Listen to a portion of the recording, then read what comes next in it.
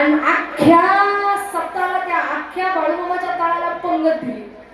एका दिवसाची 1,51,000 सगळी पंगत देऊन टाकली. 1 रुपया स्वतःकडे ठेवून घेतला नाही. जमीन विकून.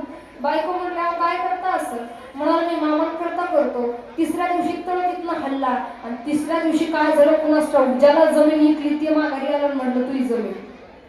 त्याला जमीनही मागून मिळाली आणि काय मामानं त्याला दिलं काय कुणास ठाऊक, काय भरभरून दिलं.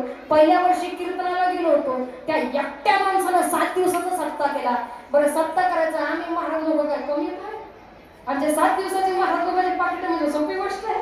नुसतं पाकिटच नाही तर एकट्यानं 7 दिवसाचं अन्नदान सुद्धा केलं आणि महाराज लोकांची पाकिट एकट्यात दिली. मामानं इतकं भरभरून दिलं त्याला तर त्यानं आता प्रभू श्री रामचंद्रजींचं मंदिर उभं केलं. त्यानं इतकं भरभराट केली का मामांचं मंदिर उभं केलं, प्रभू श्री रामचंद्रजींचं मंदिर उभं केलं. आणि ज्या परिसरातल्या लोकांना माहीत नव्हतं त्या सगळ्या लोकांना बाळूमामाची असणारी महती माहीत करून दिली. फायदा खूप आहे. कधी गेलात बाळ मावल्यावर तर मेंढी माऊलीची ओटी धरा. तुमच्या घरी लेकरांना कधी काही कमी पडणार नाही, कधी आजार पण येणार नाही आणि याच्यात कुठलंही अंधश्रद्धेचं लेबल नाही. स्वतः करा. मामा कुठल्याही काही प्रकारचं मागत नाही. मामानं कधी कोंबडं मागितलं नाही, कधी बकरं मागितलं नाही, कधी खुरं मागितली नाही.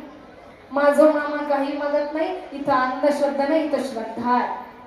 आणि म्हणून स्वतःच्या अनुभवाचं पण इतरांच्या अनुभवाचं पण म्हणून सांगण्याचा प्रयत्न केला. महाराज लोक येतील बोलतील सांगतील पण एक लक्ष ठेवा, श्रद्धा ही डोळसपणेच करा.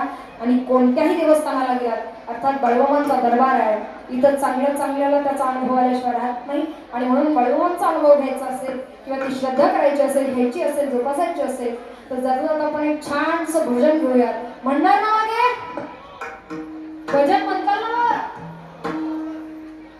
सगळ्यांनी भजनाचा आनंद घ्यायचा आहे. दोन्ही हात वर, टाळा टाळ करायची नाही बरं. आम्हाला